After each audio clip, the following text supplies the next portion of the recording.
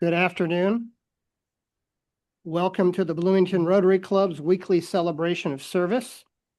I'm Steve Wicks, and I'm honored to serve as your president this year. Please silence your electronic devices. I do have a caveat. Our newest member, Jeremy Graham, you are welcome to keep your electronic device open, and we'll explain why in a little bit. On this day in history, February 10th, 1964, the U.S. House of Representatives passed the Civil Rights Act of 1964. Jeff Richardson is to deliver our reflection today. I don't see Jeff. Okay. Is he online? Okay, we'll skip over Jeff and come back to him. Hank Walter will introduce our guest today.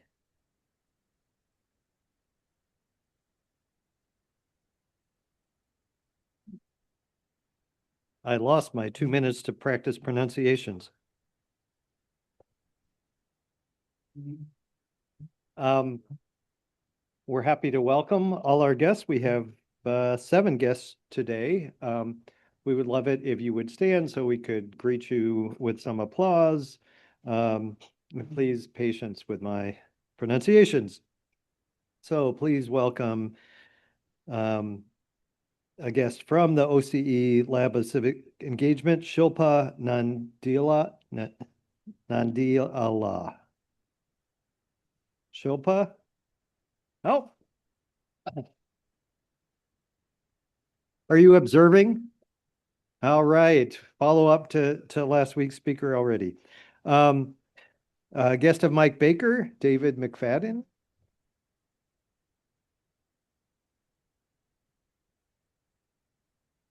Kyla Cox-Deckard is welcoming 3 guests with her from the Center for Rural Engagement. Annalise Jenke. Gina Vertrees. And Milan Gaston. Okay. Another guest, Becky Wan is a guest of Mark Peterson. Becky. And a guest of Michael Wade, Megan Wade. Welcome. If you have any questions about Rotary, feel free to ask the folks at your table. And do we have any guests online? Hey, Hank. Oops. Okay. Hello.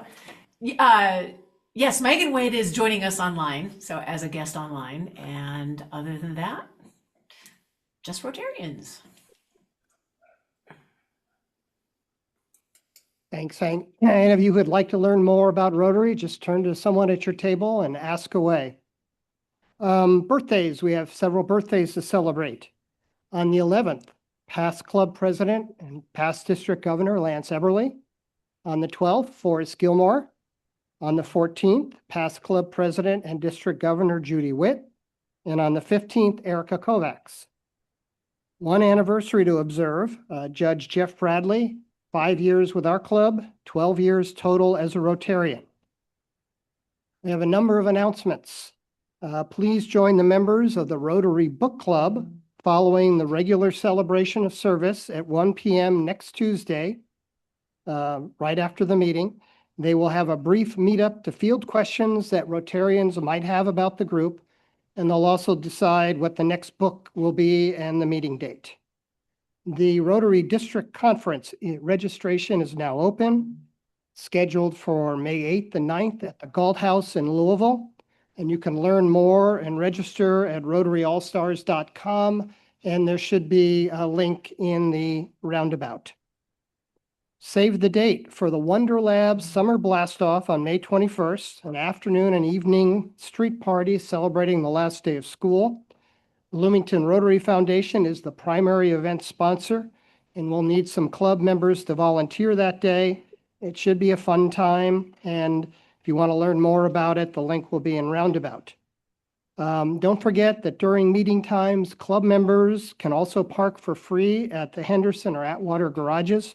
I parked at Atwater today. Campus sidewalks are clear. It was a nice walk.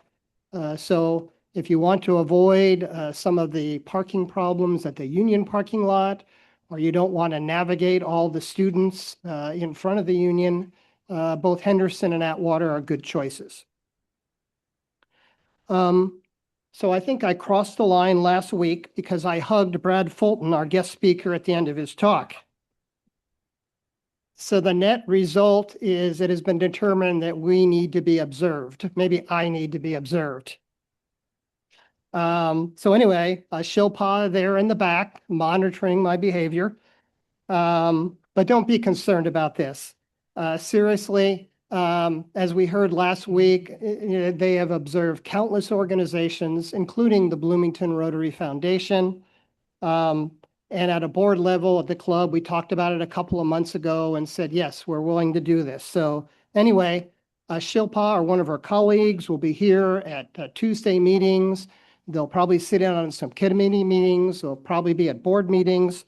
So now that we've welcomed her, forget that she's here and business as usual. Tyler, if I can get you to stand.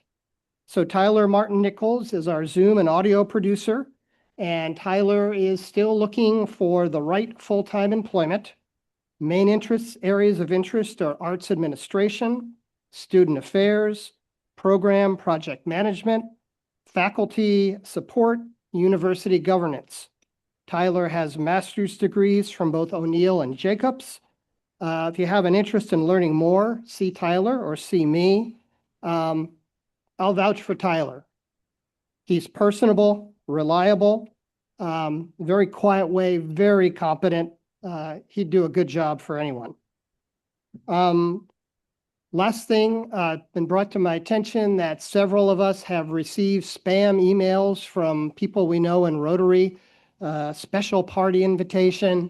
So if you get that, just be very cautious. Let's see. Has Jeff Richardson walked in yet? Yes. Jeff, are you ready for your reflection? All right. Jeff will give our reflection for today.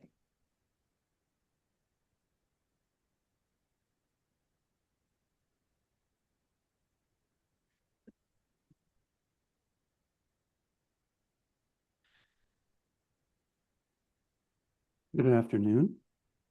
Reflecting on Lee Hamilton's life reminded me of the Jimmy Stewart character in Mr. Smith Goes to Washington, a man of intellect, integrity, eagerness, kindness, tenacity, and humility. And he never lost that competitive edge he had from being a top basketball player in Evansville and at DePaul. How fortunate we were to have Lee in Congress from 1965 until 1999, then at the Wilson Center, a nonpartisan think tank in DC, and the Center for Congress at IU, coupled with his teaching at the Hamilton Lugar School of Global and International Studies. He never stopped serving the public's interest. In fact, his son reported he took his father to his IU office the day before he died. First, Lynn, it reminded me of beloved Charlotte, who was from her bed still doing lobbying the day before she died. Before I share some personal reflections, let's visit how just a few national media and local media characterize Lee's passing.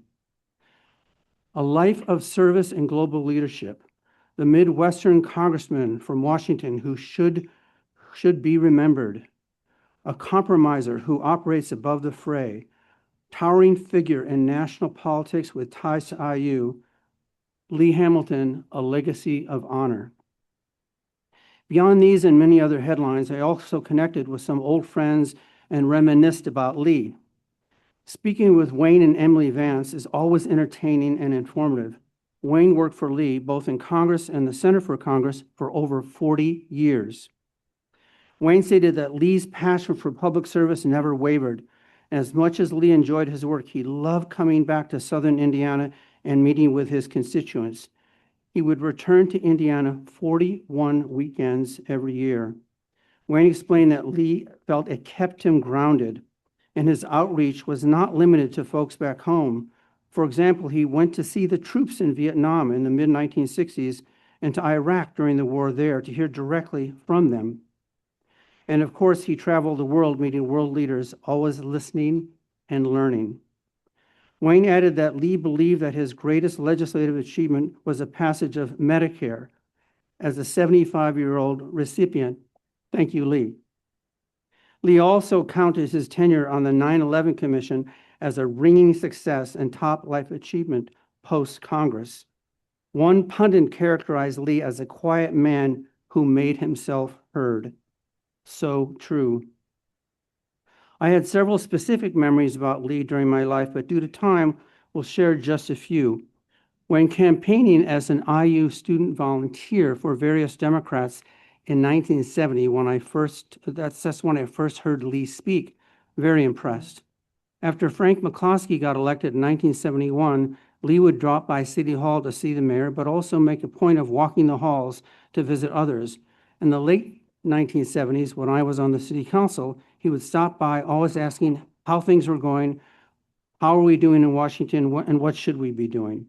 Of course, he was a regular at all the Democratic events in Southern Indiana, and along with Birch Bayh, who incidentally Hamilton helped get elected in 1962 as the chair of the Bartholomew Democrats, he was a crowd favorite.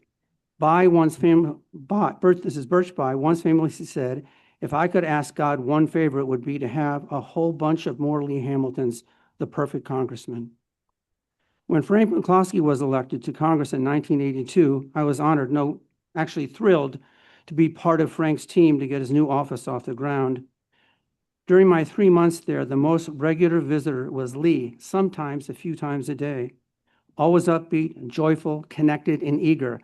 He would ask staff how they were doing and if we needed anything. He knew no strangers. Fast forward to the early 1990s in Indianapolis. I was working for then Governor Evan Bayh in the State House. One afternoon, there was a lunch panel with Lee Hamilton and Dick Lugar about world affairs. It was breathtaking. Each spoke about meetings they had had with world leaders and named them in the topic, and did so with ease and not a hint of self-promotion. So Lugar would say, when I was meeting, and some of it was reflecting back, some of it was current, when I was meeting with Gorbachev last week, and whatever, and then not to tit for a tat, but Hamilton would say, yes, and I remember that when I was talking with Prime Minister Thatcher. And I just sat there and I said, wow, these two people, they're so not pretentious, not self-promoters, and talking about world affairs, and here they are both from Indiana. I mean, I was actually moved. I still am, that these two giants were from Indiana and were so compatible. They sometimes would finish each other's sentences, and they were always civil, gracious, and kind, real life role models and real giants on the global stage. It wasn't until very recently that I learned that Lee and Dick had been friends since 1967, when Dick was running for mayor. As one pundit would wisely say, trust, respect, and integrity make change possible. This honesty and wisdom was also the basis for Lee and Dick earlier receiving the Medal of Freedom from President Obama. Lee's final column, just published a week ago, entitled Congress Needs More Friendships.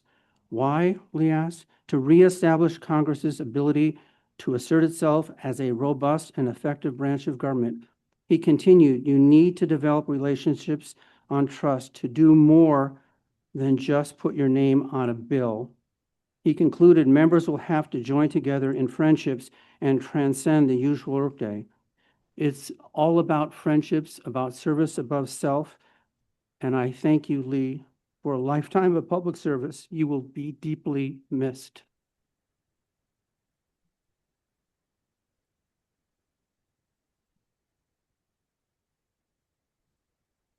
Thank you, Jeff. Well done. 。 . . 。 . 。 . . . . . . . . . . . . . . . . . . . . . . . . . . . . . . . . . . . . . . . . . . . . . . . . . . . .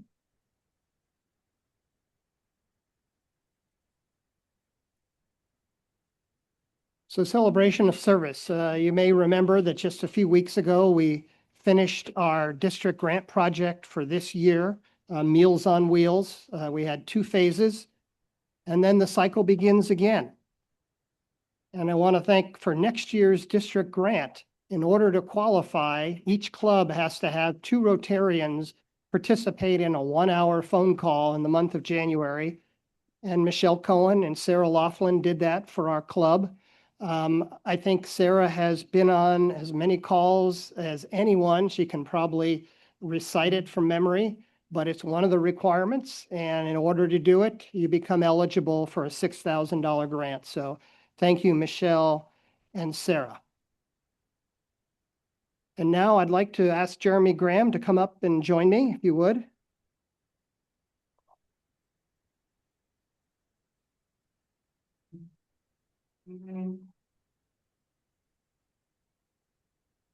Stand on either side. So a native of Gary, Indiana, Jeremy Graham has been a Bloomington resident for almost 14 years. Jeremy and his wife, Anisha, were high school sweethearts and have been together as a couple for 16 years. They have a 6-year-old son, and they're expecting a newborn son any day now, which is why I suggested that, Jeremy, that you can go ahead and leave your phone on. And if all of a sudden I see you dart out the door, all's good. Jeremy is a full-time realtor here in Bloomington. He's the team lead for the Century 21 Sheets Graham team. Anisha works with Jeremy. The 2 of them love to collaboratively guide, navigate, and assist buyers, sellers, and investors through real estate transactions. In the community, Jeremy serves as the membership vice chair of the NAACP Monroe County branch, serves on the welcoming committee for the Bloomington Chamber of Commerce, and he's also a shuttle bus driver for City Church, where he transports IU students to and from church services. For fun, Jeremy enjoys spending quality time with his family, golfing with friends, building relationships with people. Jeremy joins our Rotary Club as an NAACP organizational member, joining Jim Sims, Jimmy Torrey, and Patrick Smith. Welcome, Jeremy.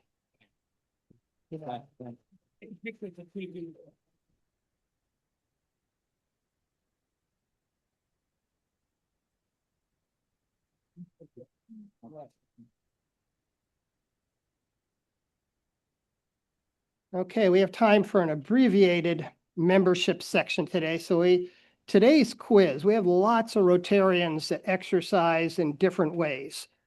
Many of them work out at the Southeast YMCA.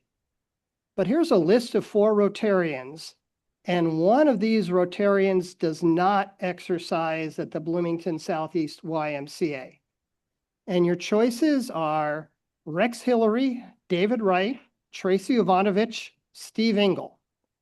So if you think Rex Hillary is a Rotarian who does not work out at the Bloomington Southeast Y, put up your hand and do the same online. Boy, no takers. All right. How about David Wright? If you think David Wright is the one. All right, we have a few. Tracy Ivanovich, and I will qualify, Tracy's on a cruise now, so we're talking about when she's home. If you think Tracy is the one who does not work out at the Southeast Y, put up your hand. We have a few. Finally, if you think Steve Engel is the one who does not work out. And I see one. All right. Well, if you guessed Rex Hillary, you are wrong. Rex participates regularly in YMCA classes. Here's a picture of Rex from a few years ago. Rex is front left. And on the background, you can also see Mike Wade and Gus Scott. All right. If you guessed David Wright, you would be right. David enjoys hiking and biking, but he lives near Martinsville, so it'd be a long way for him to work out at Southeast Y. David has done some reflections. We had a club session with David as a speaker. He is our club puppeteer. Tracy Ivanovich. If you guessed Tracy, you would be wrong. Tracy has been a runner for many years. Now she is very much a walker. If any of you have ever tried to keep up with Tracy as she goes around the Y track, good luck with that. Here's a picture, a couple of us here on July 1st. Tracy is the more attractive individual on the left. And finally, if you guessed Steve Engel, you would be wrong. Steve is a regular weightlifter at the Y, so he's there exercising on a regular basis. So we did pretty well, I would say, for those who voted, correctly picked David Wright. Rotary International, 7 areas of focus. And February is Peace Building and Conflict Prevention Month. We're going to skip Happy Dollars today, but we have a short Rotary video to show.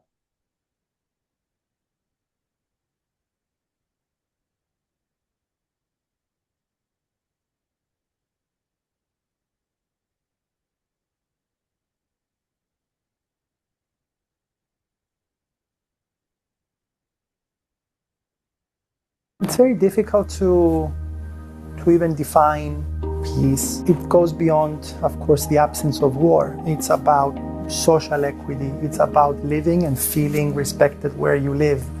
And it's about showing this respect to every person.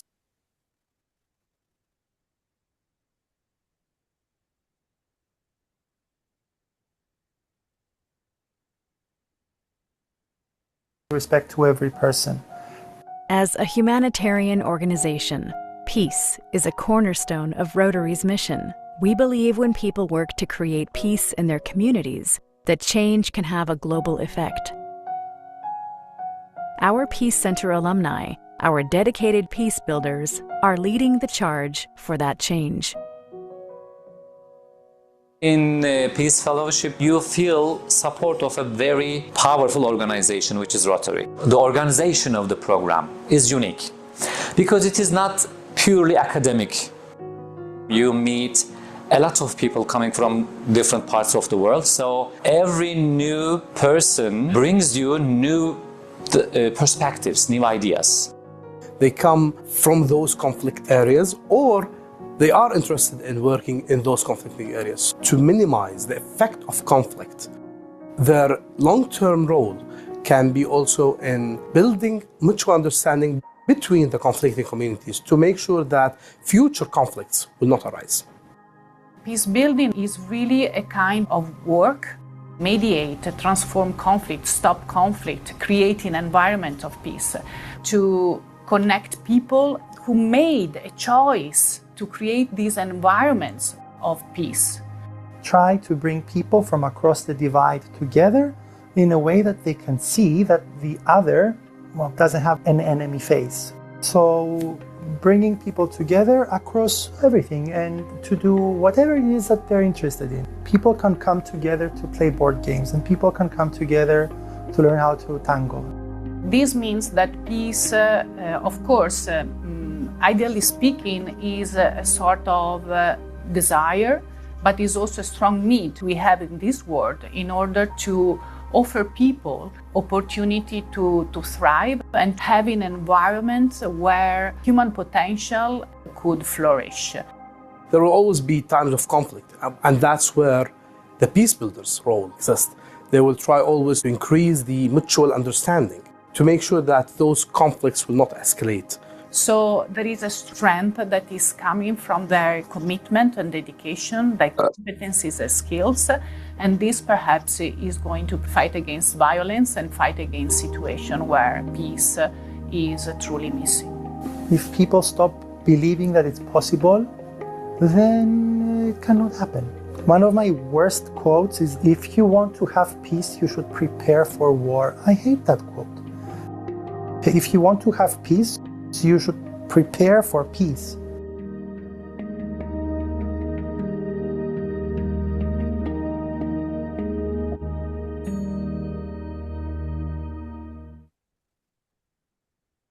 Alan Barker will introduce our speaker.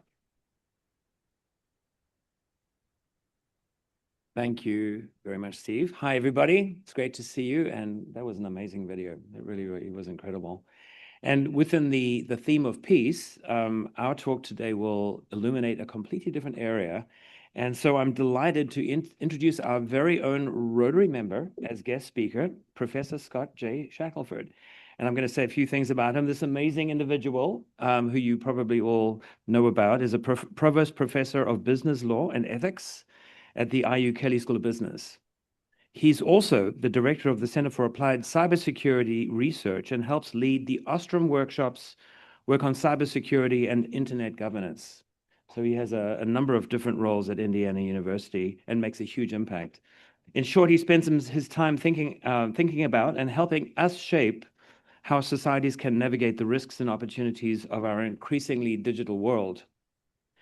Scott is one of the authors of Securing Democracies in an Age of Instability, a timely and important book that examines how democratic institutions are being challenged by cybersecurity, threats, disinformation, and rapid technological change. So the title of Scott's talk today, Securing Democracies in the Digital Age, could not be more relevant and prescient in our world these days. At a moment marked by political polarization, geopolitical tensions, rapid advances in artificial intelligence, and boy, do I know about that this morning. I had a bunch of conversations that have sort of rocked me back on my heels, and widespread concerns about misinformation and cybersecurity interference, questions about how democracies can remain resilient and trustworthy feel especially urgent. So we're very fortunate to have one of our own, Scott, to help us make sense of these challenges. Please join me in offering a warm Rotary welcome to one of our own, Professor Scott Shackelford.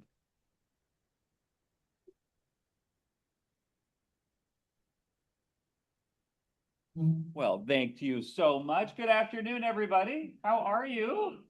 I have to say we timed this spectacularly. Okay, so today, if you weren't aware, now you will be. It is Safer Internet Day.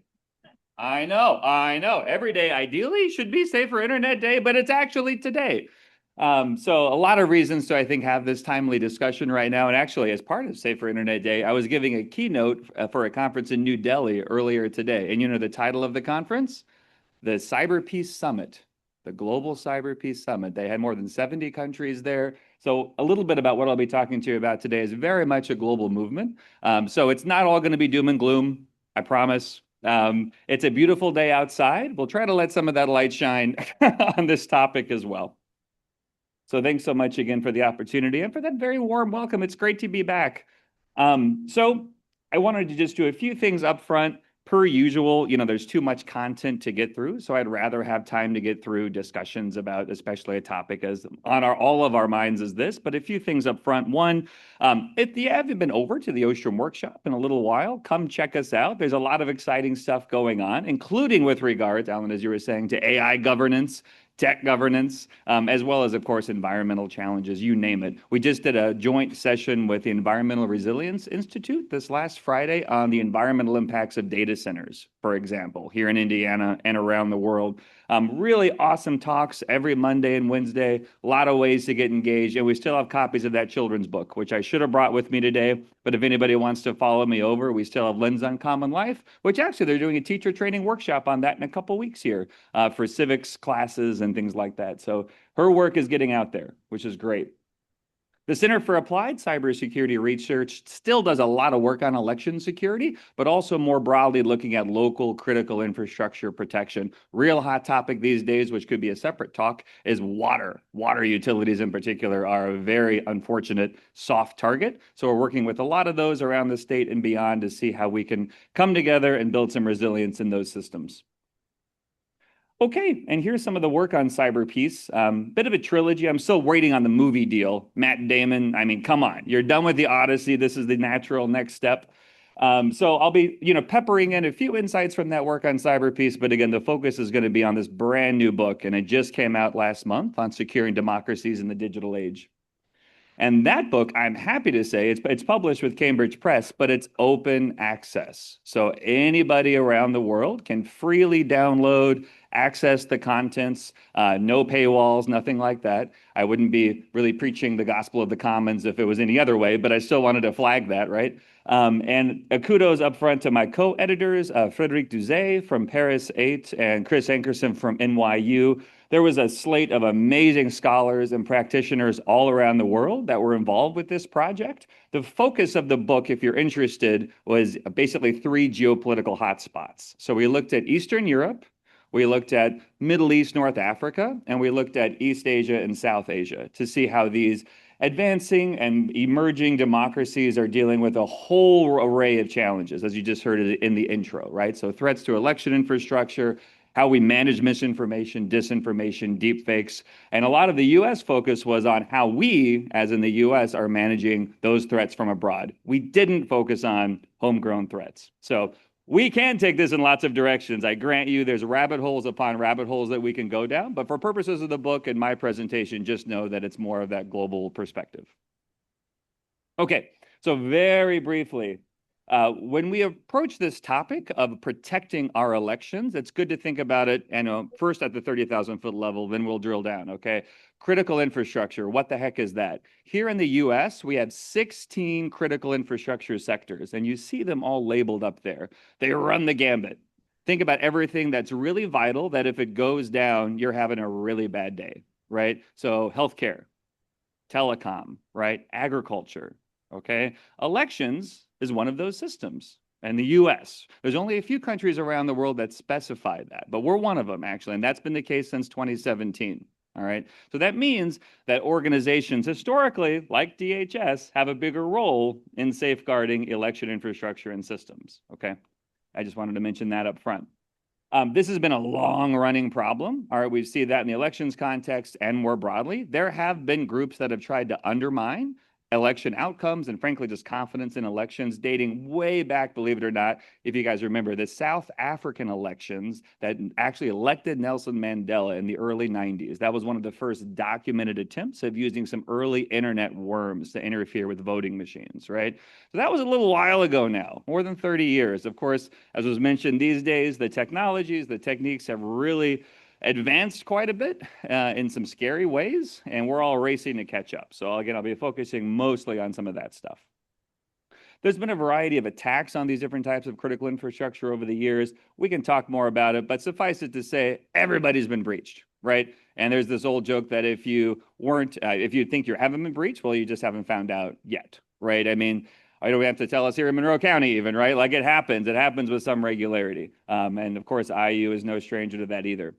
Globally, there are some big trends that are feeding this, right? So there's a lot of geopolitics lurking in the background, as always. Unfortunately, Ukraine has been a test bed for both information warfare and cyber warfare since their elections in 2013, right? So we've seen that, of course, most recently in the international armed conflict, but they've also pioneered, as I'll talk about in just a minute, some responses for how you get ahead of disinformation and deepfakes. They basically have a version of the PBS NewsHour where every night they're debunking the kind of fake news or the deepfake story of the day in real time, right?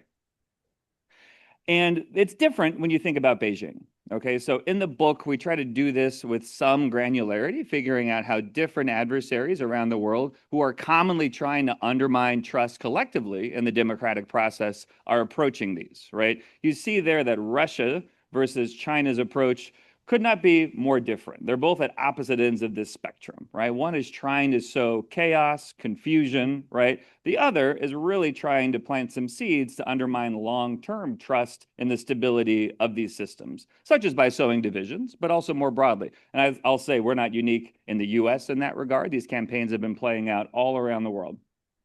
I promise it's not all doom and gloom. We're going to get there. There are a lot of good stuff, good work that's being done here in Indiana and more broadly to get a better handle on some of these challenges. Some of them are just frankly voting machines, right? Like here in Monroe County, how do we vote? You better remember that usually it's a touch screen and there's like a little, or you have a little optical scan paper ballot that you scan in, right? Depending on the place. Those are going to be phased out. But anybody know when they're going to be phased out by?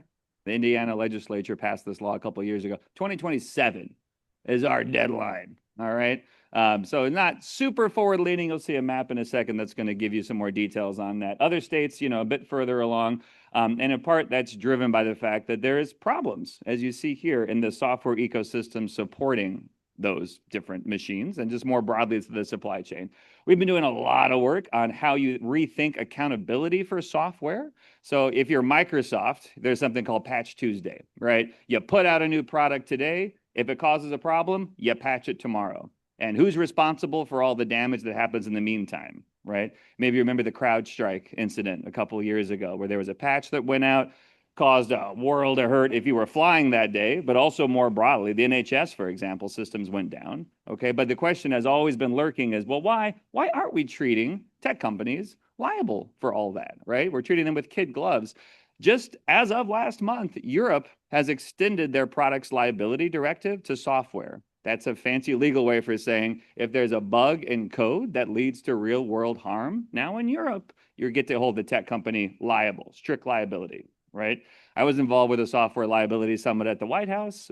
This was a while ago now, mid-24, where we were talking about the same thing. Should the US follow suit or not? That's a game change, right?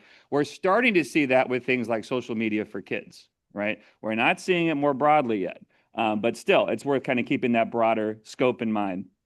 And lastly, these are some of the big trends feeding into all this. I'll say a bit more about AI, but honestly, you name it, each of these is important for thinking about ways that we can secure democracies. Even internet access from space is really taking off, forgive the pun. We're actually launching a space cybersecurity digital badge program later today here at IU, which is pretty cool. So there's a lot of neat work there. And again, more broadly, there's ways to think about this from more of a peace perspective as a shared responsibility. There's different ways to approach that.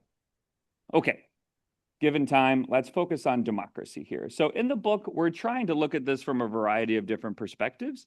There's this grid that gives you a bit of a flavor for how we think about democratic resilience. Yes, it's about protecting election infrastructure. So the voting machines, the tabulation systems that count up the votes, but it's also a much broader problem. All right. If it was that easy, we would have gotten ahead of it a while ago. So this just kind of gives you a flavor of that. You'll see it specific when we dig into the case study about what went down in 2016 and thereafter.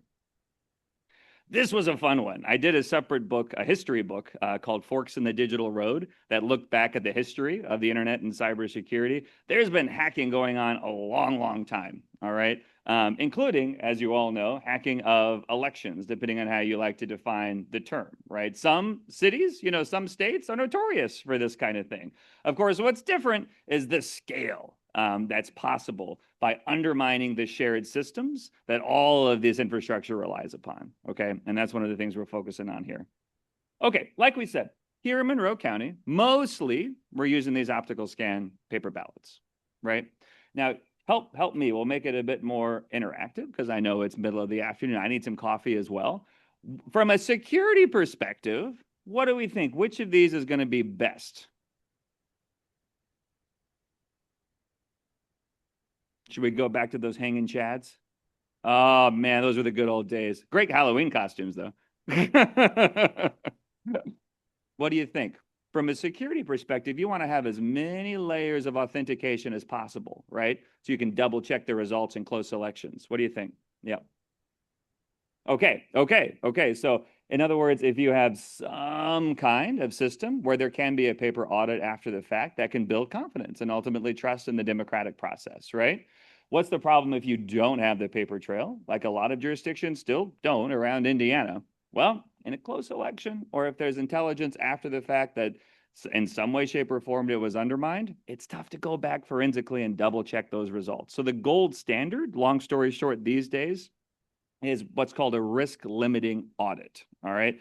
So you have a jurisdiction. I'll give you a flavor for what this looks like nationwide, all right? So you pick a state where they're all green, all right? You institute a risk limiting audit and you take a statistical sample of the votes cast and then you compare it against the reported results just to make sure they're consistent. Colorado was the pioneer in doing that. Then Rhode Island, we have a half a dozen states that have these laws on the books. Indiana's going in that direction. There's some legislation around a risk limiting audit, but again, we don't have the underlying tech yet to really make it possible statewide. When you look at this map, it looks pretty different from 2016. So some states have really gotten on the ball. So Georgia back in 2016 was bright red. All right. Pennsylvania, bright red. In other words, some core swing states had some technology that was problematic, right? There have been groups that were able to hack into some of these voting machines that were still running Windows XP just to show what was possible, right? It's not great. That's not great. As a reminder, Windows XP hasn't been updated since 2014. So nobody's really double checking that. So that's a problem. And we haven't really invested in this stuff at a federal level since that 2002 Help America Vote Act. All right. That was, of course, in response to all the hanging chads. It was about a $4 billion investment that went to the states because, again, we don't have one national election, right? We have more than 3,000 local elections that get aggregated up. So it helped to purchase a lot of equipment. But back in 2002, what was the main headache we were trying to solve? Those long lines at polling places and the confusion around hanging chads, right?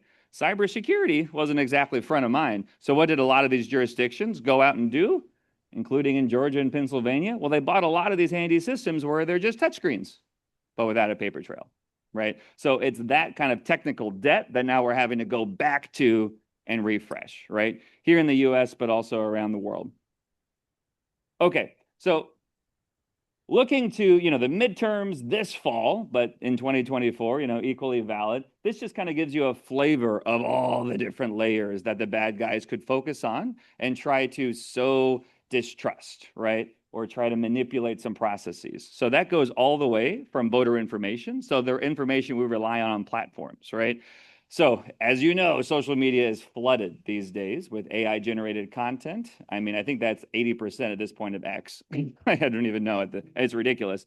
So what we can trust, who really said what video is legitimate, that's already become a real issue. Some states, including Wisconsin, even Indiana, have some new laws on the books that actually attach civil penalties if you spread disinformation or deepfakes involving candidates within a certain number of days of an election cycle, all right? So that's fine. That's one little aspect of this issue. Finding the perpetrators, et cetera, is easier said than done, but that's only obviously one piece of this, okay? Again, other jurisdictions like the EU, they've gotten a lot further in this regard. There's some pretty stiff penalties.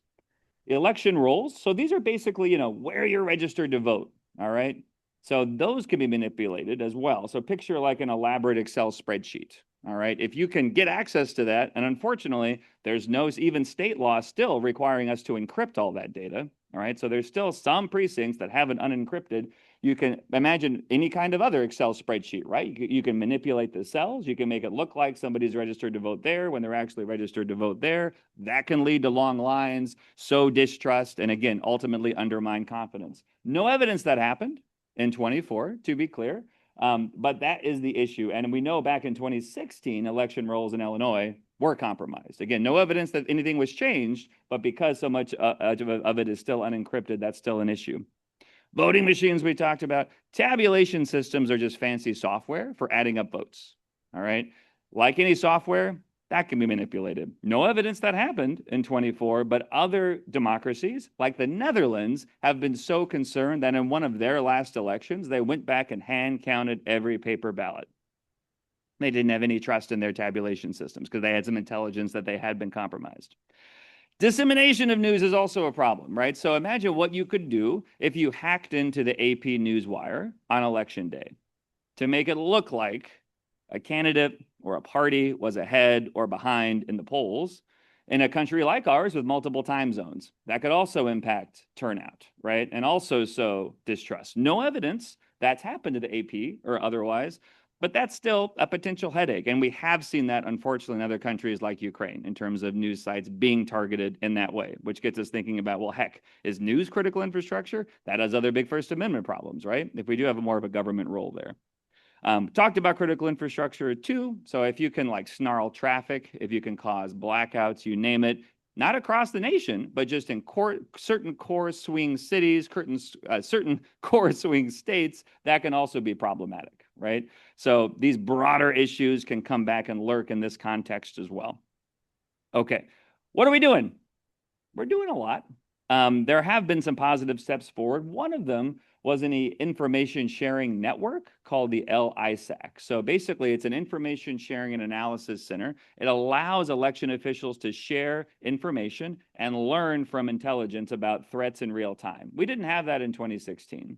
Now, the issue is right now, DHS is in the process of unwinding the LISAC. So looking ahead to 2026 election, a lot of local election officials won't have potentially as up-to-date information as they've grown accustomed to for the last 7 years. There are some other shifts that have played out. Again, if we had more time, we could talk about how some of the parties are responding and how we're looking more globally. Again, the good news is that we are working together more than has been the case in the past, and that the word is getting out, especially with a pretty wide array of democracies, about some of these best practices. So in the book, we dig into these in a little bit more detail. By and large, all these democracies and plenty others around the world are embracing a lot of these best practices. So a lot that had electronic voting machines are going back to paper or are involving paper at some point in the process. They're doing risk limiting audits. The only real country that's going the opposite direction is Estonia. They still allow online voting, and they have since the early 2000s, right? But keep in mind, this is a country pretty homogenous with a population the size of San Diego. So, bit of a different vibe than the United States in that regard. And they're different in other ways too. It's an incredible country though, if you haven't been. All the others, right, embracing paper. Which just gets thinking about these other layers of the problem, though, okay? So you might remember, this seems so antiquated at this point, but there was this whole, like, puffy jacket thing. This was an early deepfake of the Pope that really went viral, right? And this was one of the first times, like, wow, I had no idea it's such fashion sense, right? People weren't aware of what all the technologies can do. If you're kind of a relative newcomer to kind of AI and deepfakes, I think we can send out the slides. I included some links to some really great podcasts, like any Radiolab fans out there. They went and they interviewed the original researchers from the University of Washington who put out some of these tools. These days, it's incredibly easy to do. If none of you, let me just ask, how many of you have tried to create an AI-generated picture or video at some point? Okay. I'd say at least a third, right? Bordering on half. What was that experience like? Was it pretty easy to do? Yeah, Alan as well. Okay. What if you don't mind me asking, what tool did you use? Yeah. Okay. Most all of the big, AI platforms can do this now, right? So Gemini, for example, Google's version, Sora, which is like this basically, slop on steroids from OpenAI. I mean, you name it. It's incredibly easy. And it's just so easy, and it requires basically no technological sophistication at this point that the cat's completely out of the bag, right? So the only real options are legislation to really hold tech platforms fully accountable. Buck stops there. You can't put it on the users, right? Or we have to think about, everything else that would be nice, but isn't going to change things, full stop. It's going to be a long-term evolution, basically digital citizenship training, right? That's important. We do it in schools. We could do a better job, but frankly, there's not a lot of other panaceas out there. Okay. Here in the U.S., we're also, we have, I don't want to say handcuffs exactly, but we definitely have our freedom of movement at the federal level limited because of this, right? So if you're not familiar, Section 230 of the Communications Decency Act, this is what gives those shields to those tech platforms, okay? So if it wasn't for this law, and it was passed with really good intentions, and frankly, it made a lot of sense in the 90s, because at that time, you could sue the equivalent of Google or Meta or Facebook, you name it, because of the content they host on their sites. So if there was hate speech that you came across on Facebook, you could sue Facebook, right? This was the law saying you can't do that, all right? Simply put. And because of that, that's really changed the incentives for these companies to not really moderate as much as they could. The issue is everybody agrees they don't like Section 230 anymore, but nobody can come together and come up with a consensus about what do we do about it. All right. Like Biden, for example, and Trump agree on almost nothing. They both hated this. Okay. But what comes next? If you take this down, the incentives can go one extreme or the other. Either it's super moderated, sanitized, or digital hellscape. Right? There's not a lot of movement in between the two. So that's why we still have it, but it does limit a little bit what we can do at the federal level and as a result at the state level. What are other countries doing? Well, a lot of experimentation. I mentioned Ukraine before. In the UK, actually, they treat coding as a second language. All their kids are getting some coding as they go through school. And they're also doing digital citizen training, including spotting AI and deepfake content as part of that. They can do that, of course, because it's the UK. There's a national curriculum. They don't have the same setup that we have here in the States. But that doesn't mean school districts, including MCCSC and otherwise, couldn't learn from some of those experiences and help kind of raise the overall level of cyber hygiene and awareness. There's also some major international initiatives. The Munich AI election accords are one of them. So all the major democracies, this was about a year and a half ago now, and all the tech platforms got on board with that to limit the spread of disinformation, deepfakes, and violent extremism online. But again, they're norms, right? So what happens when they're violated? This gives you a sense on the AI side, what's happening at the regional level and the national level. I kept the US executive order, even though it's been repealed, just to give you a flavor for what it would have done. So in the EU, they have this kind of 3-tier structure for what's the most problematic uses of AI. All right. Elections is one of them. All right. But there's some other things too, like spotting somebody's emotional state in public. That was also banned. Okay, social credit scores of the kind they do in China, that was also banned in the EU. Certain healthcare applications, certain autonomous driving applications are much more heavily regulated. So they have this 3-tier structure that we don't have, okay? In the US, what do we have? Well, one, a lot of action at the state level. So California has really filled the gap here, along with a variety of other states, including with regards to some new prohibitions on what you can and can't spread online and penalties for tech companies that violate some of those. And I can go into more details if folks are curious. This is what the executive order would have done if it would have stayed in place. Basically, for these big, large language models that have a national security implications for what they roll out, well, they would have had to get basically a red team pre-approval first. But again, that's now gone by the wayside. Okay. Important role for international law in all of this. If we had more time, we could talk about it. But you can also just read the book, which is great. It's a good beach read for spring break. I promise it's going to help you feel good. This gives you a sense for all the contributors, where they're coming from. As you can tell, lots of universities, lots of institutions all around the world. Andy Grotto, who was in the White House, the Office of the National Cyber Advisor during the Obama administration, he's now at Stanford, did a great piece looking at the history of U.S. election security. I'd really hardly recommend that one. And ultimately, I'll just leave us with thinking about this. It's a whole of society approach, right? As Lynn Ostrom famously said, there are no panaceas, and trust is the most important resource. There's not a lot of trust to go around these days. I know. But this is an area where I think we can come together. I think the peace building literature is so important in that regard, and think about all the different layers here locally, in working with the state, because even, frankly, some things like protecting kids from social media, they're pretty bipartisan these days, right? And when push comes to shove, a lot of the stuff that we're talking about here is still pretty bipartisan too. So there's a lot more that we can do.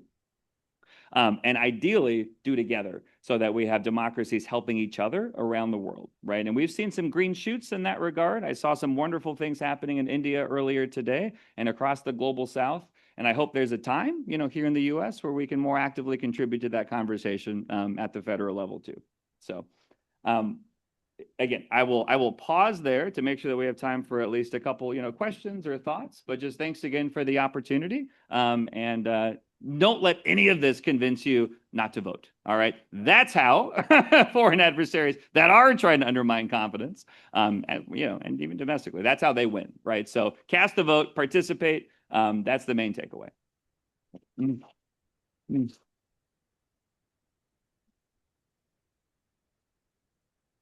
So yeah, we're happy to take any questions or. So there's thank you, Scott. That was amazing. That was really incredible. And, just thinking about you and your, the depth of knowledge that you have and the security that we have, that you're delivering information that we can believe. Seems to be. Or am I a deep fake? Or you don't know. Exactly. Yeah. Or you're a plant of some kind. That's right. Not a.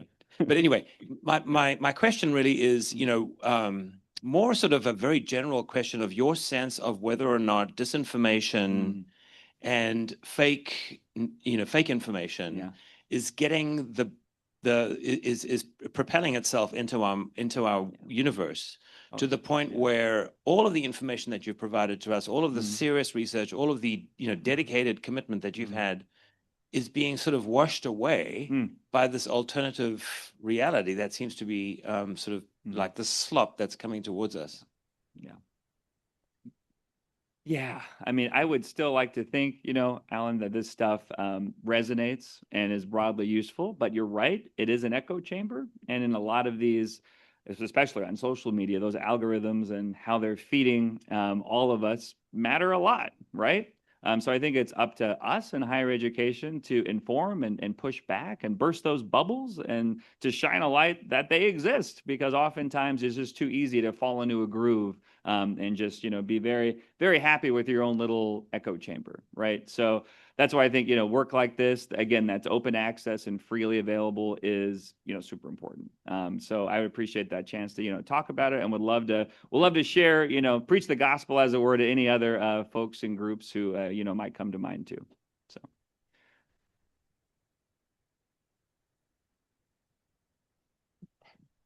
So in the Netherlands, what happened with that election? Was it accurate? Do you know? No, it was okay. It was okay, but they were able to do it in part, again, because they had the system set up to do that hand counting. It's a different scale, you know, than we're used to, but it was not a problem because they got the intelligence in advance and they had the backup, you know, processes available. So that was a good news tale about what was caught. And so no, that was okay. There have been a lot of other attempts, as you would guess, across Europe, especially given the ongoing war there, to undermine confidence and manipulate the results of a lot of different elections.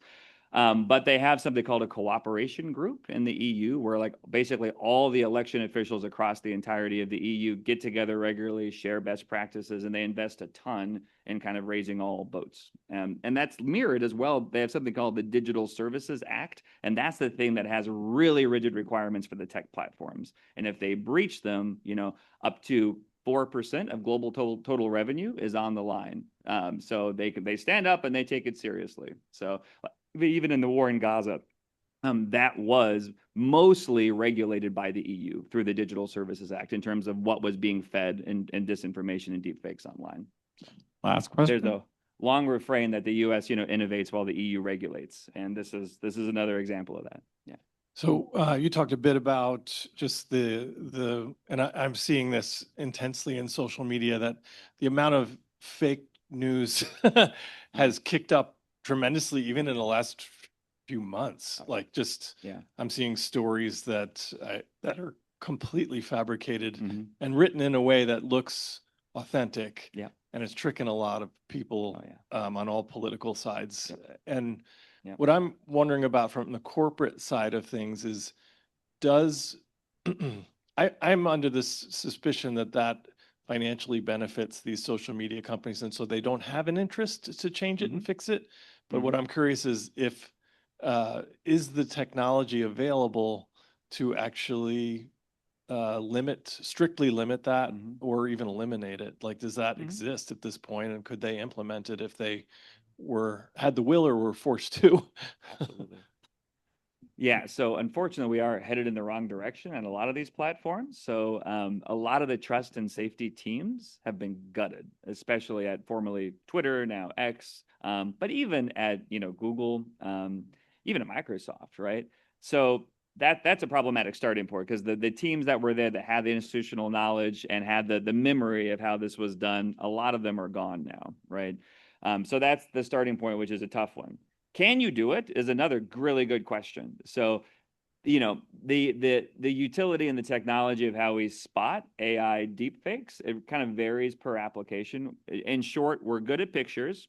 We can spot that pretty well.